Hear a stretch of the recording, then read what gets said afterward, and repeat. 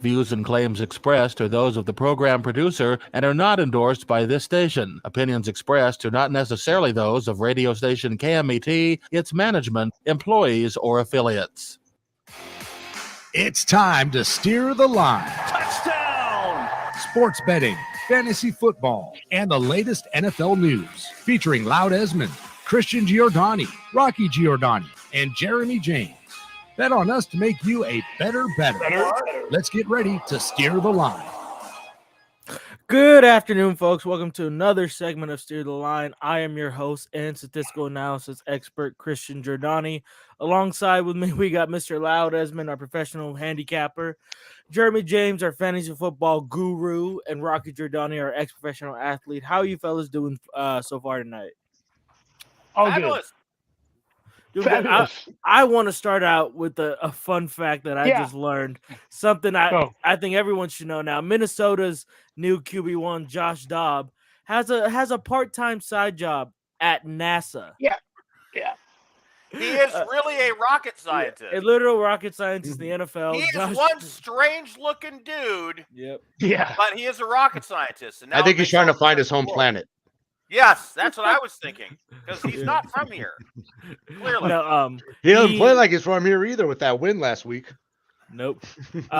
He's been working as an intern for NASA on multiple occasions in the past 4 years. And now he officially has a part-time job as an aerospace engineer, working on rockets to send out into further ventures into our universe.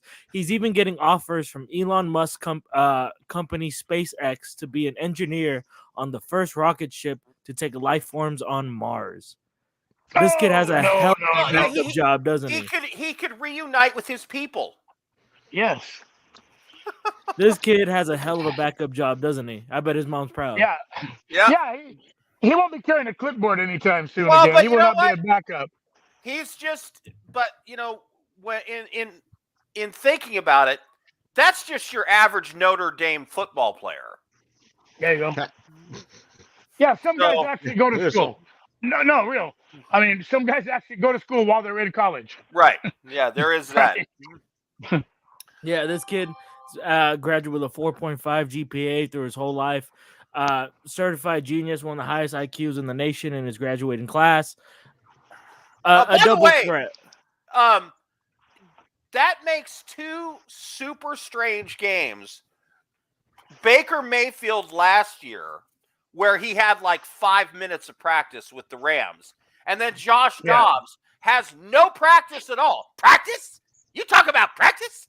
And goes in and wins the game and looks fantastic doing it. It's just, hey, I guess Iverson was right. Practice is overrated, Jeremy. Overrated.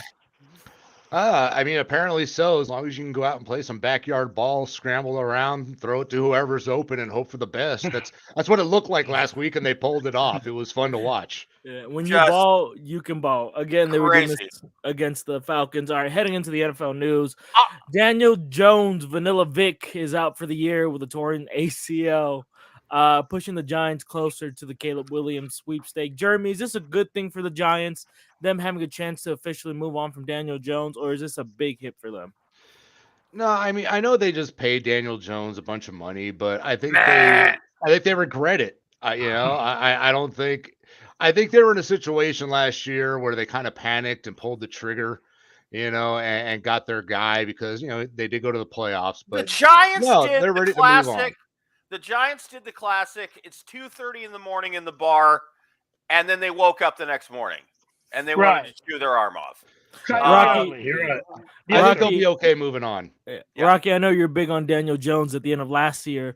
Has he lived up to your hype this year, or is it a good thing for the Giants that he's out for the remainder? I've never been any kind of a New York anything fan, including Daniel Jones.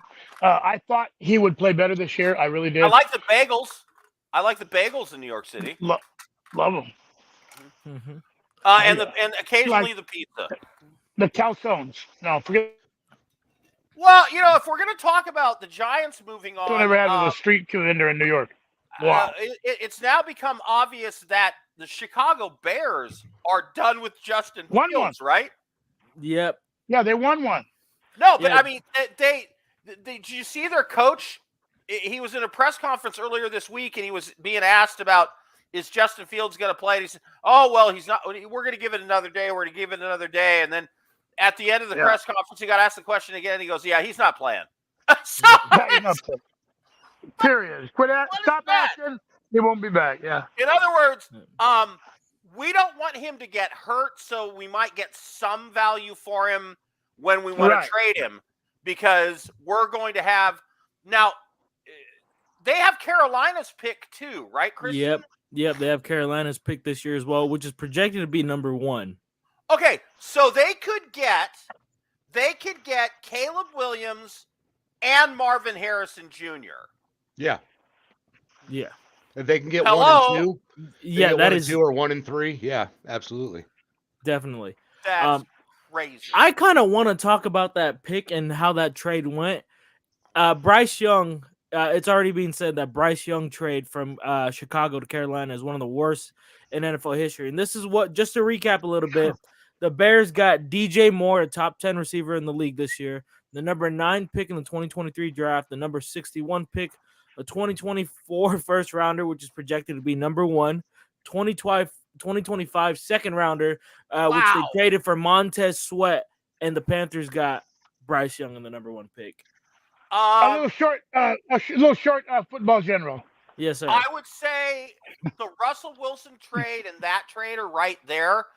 And then Mike Ditka leveraging his entire draft for Herschel Walker is sort of on the same level. You mean Ricky Williams? I'm sorry, Ricky Williams. My bad.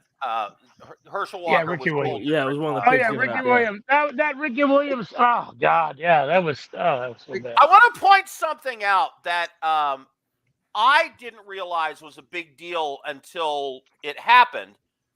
Do you know, it's been a long time since the Raiders and the Saints both won on the same day.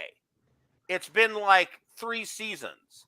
I don't know how exactly that works, but I've got to say, the most fun I had watching NFL games last week was watching the Raiders. The difference between that team and that team without Josh McDaniels, oh my God. Jeremy, you're the Raiders fan in the house. How great was that for Raider Nation? That was a lot of fun. We haven't had a dominant win like that on both sides of the ball where, I can't remember the last time they had 8 sacks in a game. It was fun to watch the defense play. It was fun to watch the rookie throw the ball around. Jacobs just almost had over 100 yards to that last run where he lost like 3 yards. So he finished with 98. But it was nice to see everything kind of get going. And everyone looked loose and everyone looked like they're having fun playing football. So where was all of that all season? What was holding them back? They didn't like the coach. They did not like Josh McDaniels. They didn't want to play for him. I've heard a lot. I don't know how much of it is true or real, but I've heard a lot of things that have been coming out of like the player meetings now that he's gone, including one player in the meeting right in front of him saying, "I'm tired of coming to work and seeing your face." That's bad. So wow. When stuff like that is happening, it's really, I saw someone do it on, I think it was NFL Network. They started singing "Ding Dong, the Witch is Dead." And that's the way the Raiders are feeling. They're just happy to be rid of all that. Max Crosby summed it up. Crosby summed it up, right? I mean, nobody should be surprised after what Max Crosby's quote, right? We all heard it, right? What did he say? We can't say it. You can't say it here. I can't repeat it on the air. We can't even say it on air. He invited all of us brothers to come park at the stadium and watch the game because they were going to smoke him. But brothers might not have been not the word he actually used. Oh, okay. He got the invite to the cookout. That's what's up. All right, he dropped it. So let me point something else out that has to do with that Raiders and Saints both winning in the same weekend. By the way, great for Raider Nation. It was so fun to see. The NFL is a more interesting place when the Raiders are relevant. Now, the Saints now sit atop the division. I know, Christian, you loved the Buccaneers. The Buccaneers have fallen way off.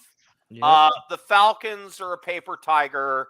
I can't even think of who the other team is in that division. It's Carolina, that's why. Oh, there we go. Yeah, the worst team in the NFL. I think it's pretty clear the Saints are going to win that division.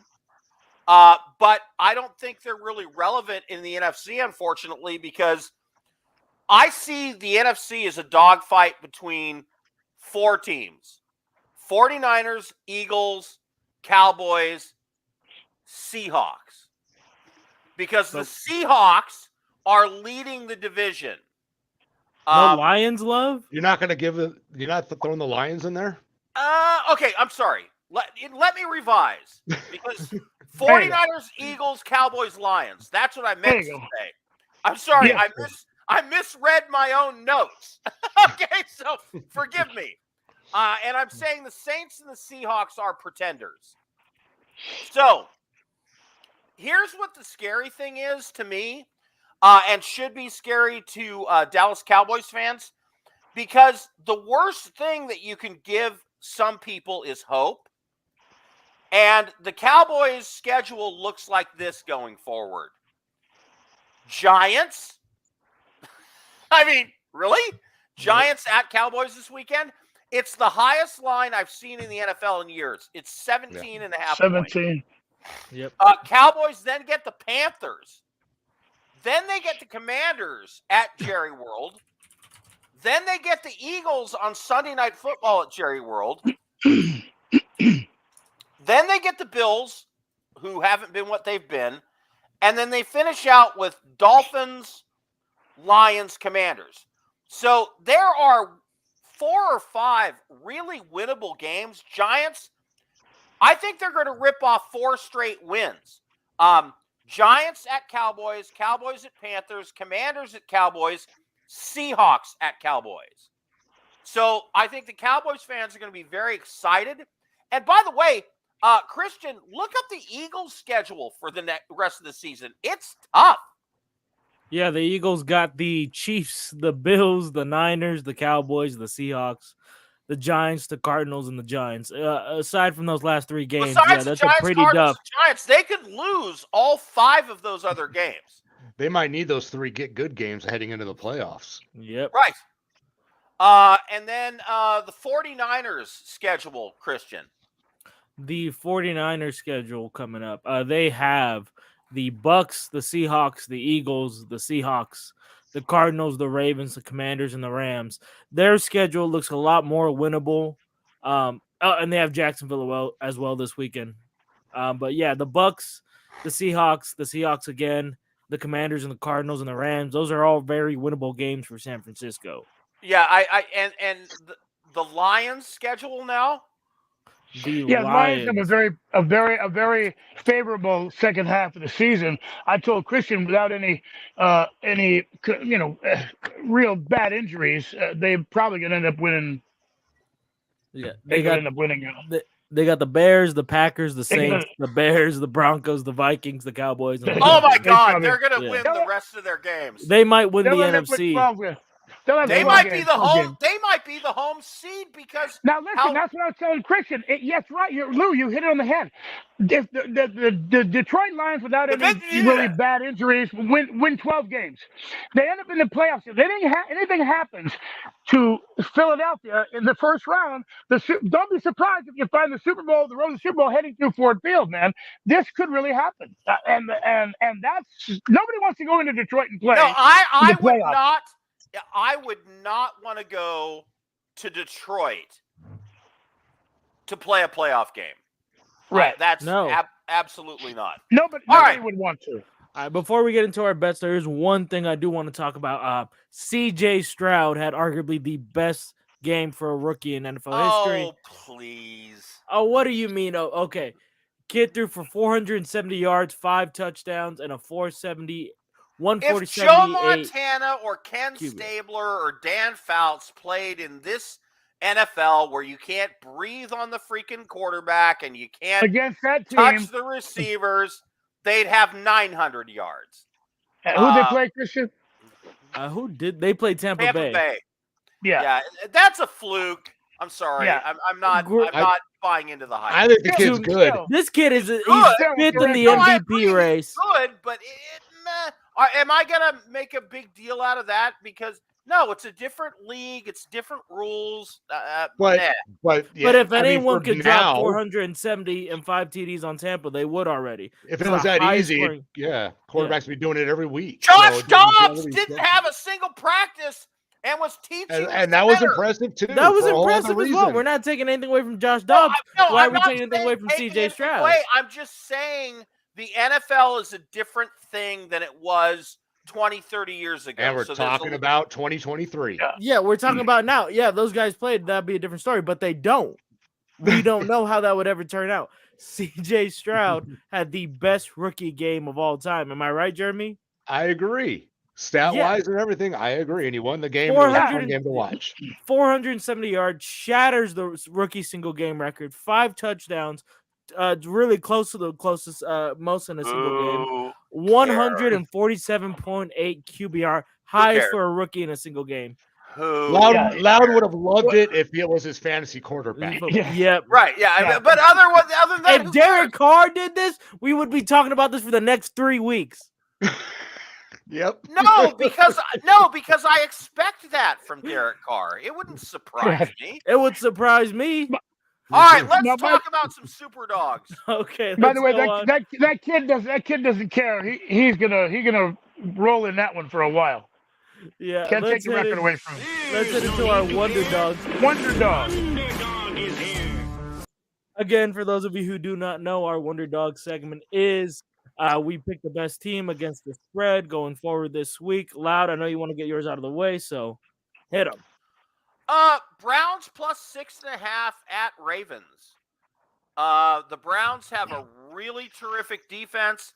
I just don't trust the Browns offense yet. I know they've looked great in flashes. I'm sorry, the Ravens offense. I know they look great in flashes. I'm still not there. And it just seems like Lamar Jackson, every time you think, oh, now they're on a roll and they've got their problems fixed and he's going to be great, they step on their crank. So that's just a feel game for me. And then I know the Titans are only +1, but I love the Titans as a dog this week as well.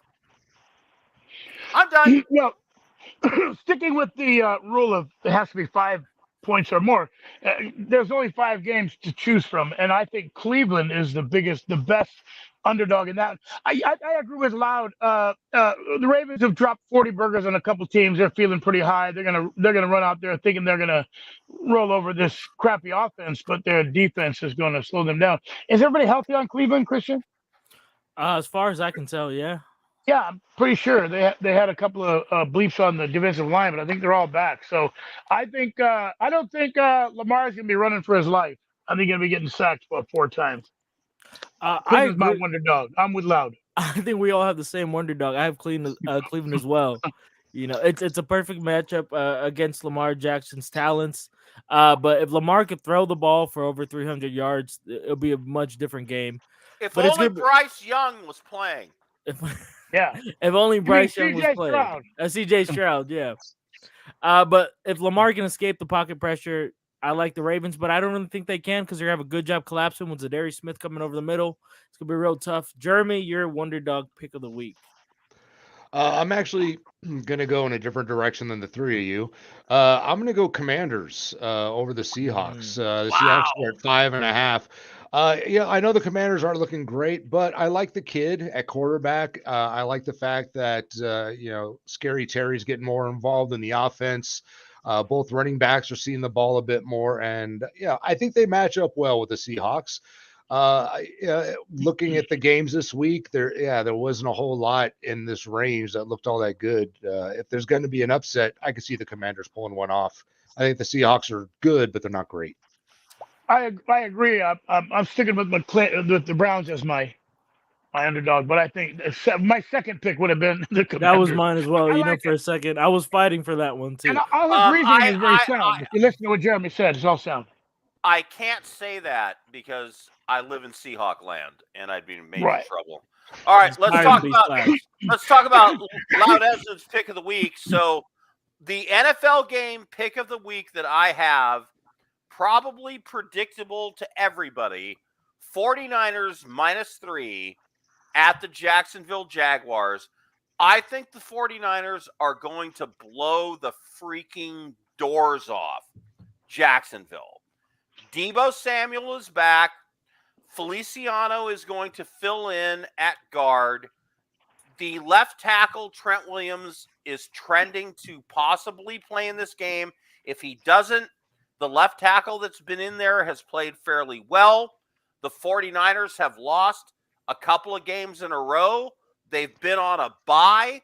If they don't win this game, they are in real trouble in terms of playoff seeding, and they have no chance almost of winning their division unless the Seahawks go on a big fade. So I think the 49ers, rested, healthy, are going to crush the Jacksonville Jaguars. I concur.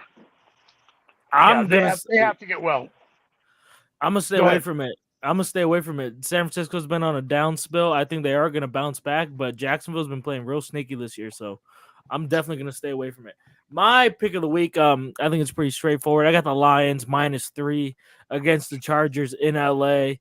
They've been a powerhouse all week, all year long. The Chargers have been doing very good all year. Their defense has been really tough at containing the run, and rookie's name for the Lions, slipping my name, has been doing a great job of running the ball the past 3 weeks. Isaiah Gibbs. Yeah. And Montgomery comes back for them this week as well. Yeah. Jeremy, your pick of the week. Actually, I was on the same one as you. I was on Lions by 3 over the Chargers. I know they're going on the road. It's half sort of indoors. I know Jared Goff prefers to play indoors, but yeah, I think the Lions have probably one of the best running games in the league right now. We've seen the young guy over the last few weeks take off. They're getting Montgomery back healthy this week. Great 1-2 punch, and and I just think they'll be able to slow down that Chargers offense and put points up. So I've got the Lions on the money line, -148, because I don't want to mess with any points in that game. So I'm going to put $150 on the Lions and get 100 back when they win. I don't trust them to win by a certain amount of points on the road against the Chargers. I just think they're going to get the win. And then my third NFL lock bet of the week. Ready for this? The Raiders. -1 with the Jets coming into town. The Raiders put so much crap on film last week that the Jets defense is going to have to. They had sweeps. They had jet sweeps. They had screen passes. What was that first score, Jeremy, in the Raiders game? That the guy scampered around the end who was a receiver or something and scored. Bunch of crazy. Yeah. A lot of crazy plays. You don't know what they're going to do because McDaniels is gone, so there's no set way the offense or defense or special teams is going to run. It's a total freaking wild card. I love the Raiders to win at home again this week against the Jets. Before we go any further, Rocky, I want to get your pick of the week out. Thank you. The Buffalo Bills, they're at home on Monday night. The only thing that worries me about this, they're all the primetime games. Yeah, all the primetime games have gone under, but I don't. It's 6.5, and I don't think. I think Denver coming off a big win, then going into Buffalo, and for all the reasons that Loud quoted about San Francisco, the Buffalo needs it. Buffalo needs this game as bad as anybody, and they're playing a much easier team than Broncos than the coming 49ers off bye, but I love they beat the Chiefs. I love the addition of Leonard Fournette to the Bills. Yeah, well, I like the Bills. This is my pick of the week. Monday night. All right. Do we have any more picks coming out? Loud. College games tomorrow.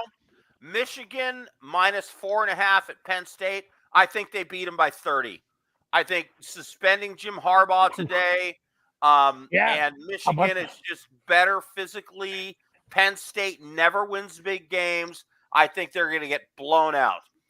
James Madison University, who is petitioning to be allowed to be in the conversation for the national championship because they're 9-0, has UConn. UConn is 1-8. JMU is minus 24.5. This game's at home. I think that's a short price. Besides, I once had lunch at James Madison University with the police chief in town, and that food court is the best I've ever seen. And then Florida, LSU, neither team plays defense. LSU scores 45 points a game. 1 minute. Over number is 67.5. I think this score ends up close to 90. So I'm taking Florida LSU in college over 67.5. Christian, take us out. All right, everyone. That's been Steer the Line Week 10 preview. We will be here for Week 11 next Friday. I hope you guys have a good Sunday watching football. Yeah! Go Raiders, go Rams, go football. And congratulations to Jason Kelsey being nominated one of the sexiest men alive. Goodbye. We will see you guys.